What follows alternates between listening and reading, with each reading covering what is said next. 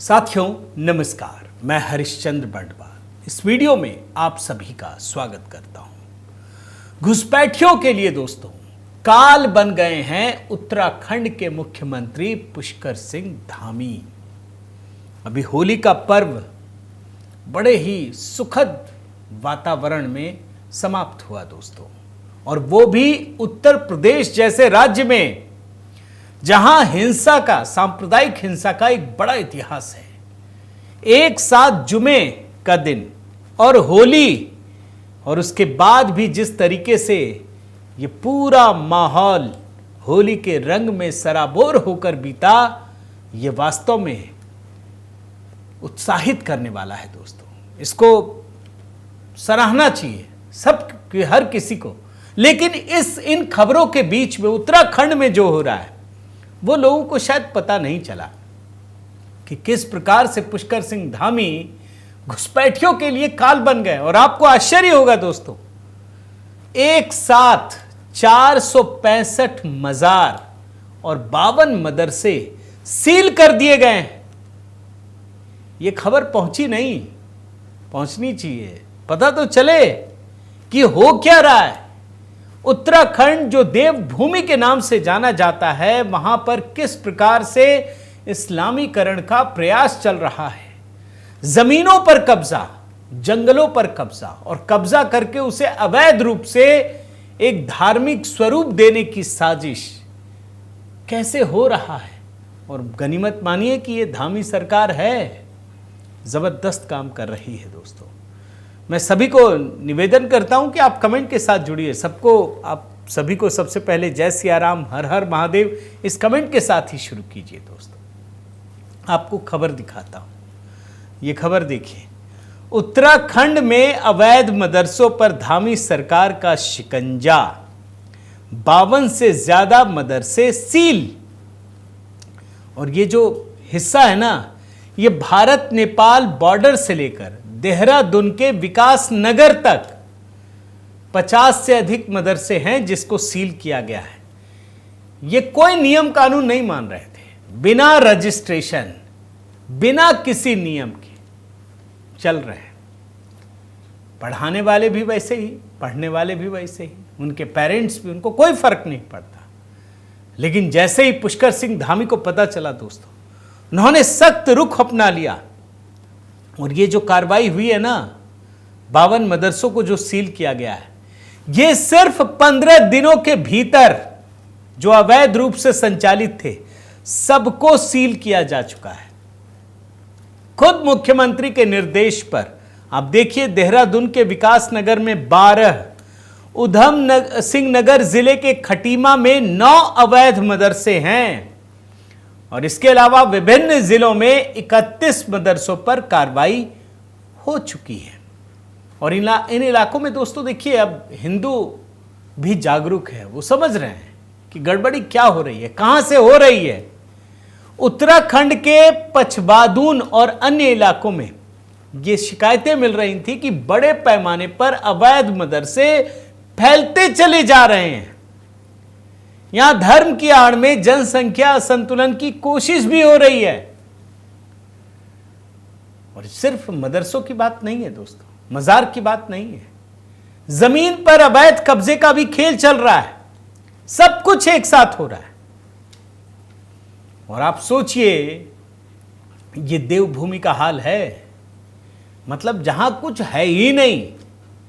मतलब आप ये भी समझिए कि हिमालय का क्षेत्र ऐसा है दोस्तों, जहां आप जगह जगह चले जाइए, आपको सनातन संस्कृति के जो स्वरूप है ना, वो बिखरे हुए मिलेंगे। मुख्यमंत्री धामी को पता चला, तुरंत इन्होंने एक्शन लेने की बात कही। और आपको मैं जरा अंदाजा दिलाता हूं कि माहौल कितना खराब हो चुका है, कितना बिगड़ चुका है। जैसे फरवरी महीने में पिछले साल हल्द्वानी के बनभूलपुरा क्षेत्र में अवैध मदरसा और एक धर्मस्थल पता चला, उसे ढहाने के लिए पुलिस और प्रशासन की टीम पहुंची। आप ये जानकर आपके होश उड़ जाएंगे दोस्तों। स्थानीय लोगों ने पुलिस की टीम पर ही हमला कर दिया, कई लोगों की मौत हो गई। पथराव में सिटी मजिस्ट्रेट ऋचा सिंह, रामनगर कोतवाल समेत 300 से अधिक पुलिसकर्मी और निगम कर्मी घायल हो गए। 300 से अधिक पुलिसकर्मी। आप सोचिए किस व्यापक पैमाने पर यह कब्जा हुआ है। इनको नियम कानून से कोई मतलब नहीं है। ये जो नियम कानून की बात करते हैं ना, ये सेकुलर ब्रिगेड के लोग, ये सिर्फ हिंदुओं के लिए करते हैं। जैसे रघुपति राघव, राजा राम, ईश्वर अल्लाह तेरो नाम, ये मंदिर में तो पढ़वा देते हैं। मैंने तो नहीं सुना कि किसी मस्जिद में ये पढ़वा पाते हैं। कभी नहीं सुनेंगे आप। ये कीड़ा यही होता है। और इसी प्रकार से ये नियम कानून का कीड़ा भी इन्हीं लोगों के लिए होता है। वहां तो पुलिस वाले घुस भी नहीं सकते। और हल्द्वानी के इंदिरा नगर क्षेत्र में दोस्तों, उसके बाद भी सरकार ने सख्ती दिखाई। जो अवैध मदरसे हैं, नमाज स्थल, इन सब को जेसीबी से ध्वस्त किया गया। लोगों ने उस समय छतों से पथराव किया था, कई वाहन फूंक दिए थे, लेकिन धामी सरकार ने भी सख्ती दिखाई दोस्तों। और सख्ती का असर यह रहा कि आप देखिए, जो मास्टरमाइंड है हल्द्वानी हिंसा के, उनका आपको दिखाता हूं। ये अब्दुल मलिक के बाद उनका बेटा अब्दुल मोईद, ये दिल्ली एनसीआर में कार्रवाई करने के बाद अरेस्ट किया गया, बच नहीं पाया। और सिर्फ मदरसों की बात नहीं है, मैं जरा आपको उत्तराखंड की कुछ और कहानी भी दिखाता हूं। यहां मजारों और मस्जिदों से भी, ये मैं आपको रिपोर्ट से ही पढ़कर दिखा रहा हूं, जो सुदूर इलाके हैं, जंगल वाले इलाके, उस पर भी कब्जा करने की कोशिश की जा रही है। आप एक चीज पर अवैध मजार के खिलाफ कार्रवाई कीजिए, पता चला कि वहां मजार भी हैं, वहां पर मस्जिद भी है। और उत्तराखंड में दोस्तों अब तक ऐसी 1000 से ज्यादा मजारों को चिन्हित किया जा चुका है, जो या तो वन विभाग की जमीन है या सरकार के दूसरे विभाग की जमीन है। धामी सरकार कार्रवाई कर रही है, अच्छी बात यह है दोस्तों। और मैं रिपोर्ट आपको दिखाता हूं कि अब तक 465 मजार और 45 मंदिर भी हटाए गए। ऐसा नहीं है कि सिर्फ मजार और मस्जिद पर कार्रवाई हो रही है। अब देखिए ना, 465 मजार और 45 मंदिर हटाए गए। उत्तराखंड सरकार ने अवैध धार्मिक संरचनाओं के खिलाफ किया अभियान तेज। और एक बात और याद रखिए दोस्तों, कि सिर्फ जमीन पर कब्जा करने की कोशिश नहीं है, बल्कि बड़े व्यापक पैमाने पर धर्म परिवर्तन का भी खेल चल रहा है। मतलब धर्म बदलाव का, हिंदुओं को कन्वर्ट करने का काम किया जा रहा है। और तभी तो इनको अवैध रूप से मस्जिद और मदरसे बनाने की जरूरत पड़ रही है। हालांकि ये बात भाजपा सरकार को समझ में आई और 2022 में ही सख्त धर्मांतरण कानून को लागू किया गया। और इसमें यह सख्त कितना, आप समझ लीजिए कि 10 साल तक जेल और 50,000 रुपए तक जुर्माने का भी प्रावधान है। और सिर्फ कानून ही नहीं बनाया दोस्तों, बल्कि धामी सरकार ने उत्तराखंड में यूनिफॉर्म सिविल कोड भी लागू कर दिया। और समान नागरिक संहिता लागू करने वाला यह पहला राज्य बन गया है। इसके तहत एक धर्म से दूसरे धर्म में शादी करने और लिव इन में रहने के लिए सख्त कानून बना दिए गए हैं।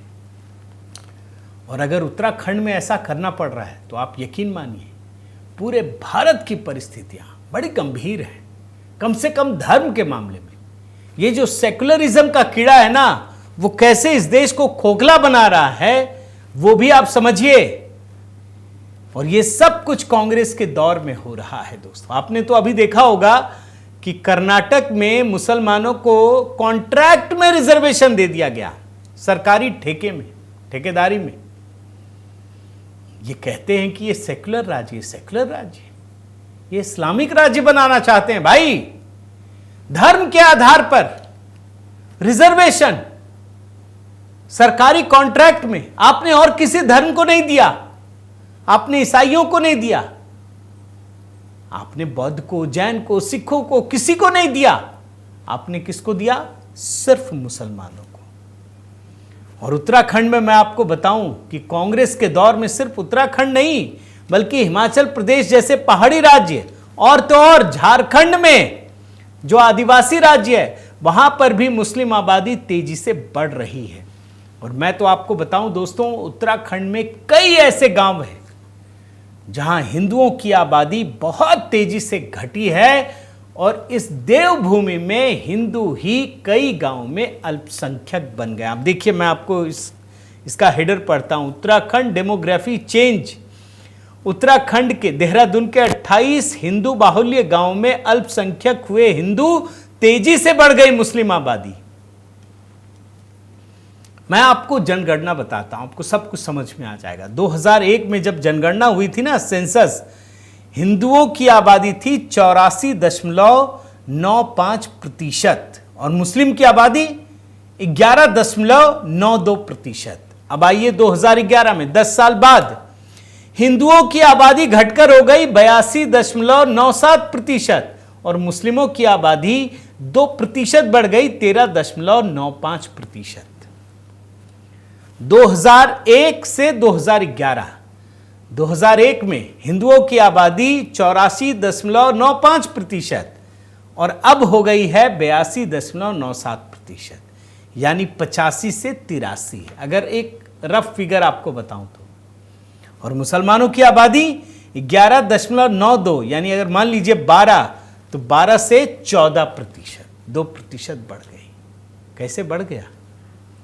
ये तो बोलते हैं कि भैया अब तो ऐसा है नहीं कि ज़्यादा बच्चे पैदा करते, तो आ कहाँ से रहे हैं? बाहर से बसा रहे या कुछ और कर रहे हैं, कन्वर्जन कर रहे हैं, कुछ तो कर रहे हैं। और इनके हौसले कितने बुलंद हैं, आप इस बात को समझिए। पूरे राज्य में अवैध मजारों का जाल बिछा दिया गया, मदरसों का। तो धामी सरकार एक बेहतरीन काम कर रही है दोस्तों, इनको शाबाशी दीजिए, इनकी सराहना कीजिए। मैं तो ज़रूर करूँगा कि चलो अच्छा है, किसी सरकार ने बहुत गंभीरता से लिया और कार्रवाई कर रही है। तो दोस्तों, इस खबर पर आपके कमेंट की प्रतीक्षा है, आप ज़रूर बताइए। और इस चैनल को अगर आपने सब्सक्राइब नहीं किया है तो ज़रूर कीजिए, लाइक कीजिए, कमेंट कीजिए, बेल आइकन दबाइए। और हाँ, HB मेलोडी पर AI वीडियो का इस्तेमाल करते हुए होली पर पहला गीत अपलोड किया था, मोदी रंग सब पर भारी है। बहुत ही अच्छा आप लोगों ने पसंद किया। 3 होली के गाने अपलोड किए हैं और इसके अलावा कुछ नए गीतों की तैयारी चल रही है। तो HB मेलोडी से भी जुड़िए दोस्तों। बहुत बहुत धन्यवाद। जय सिया राम।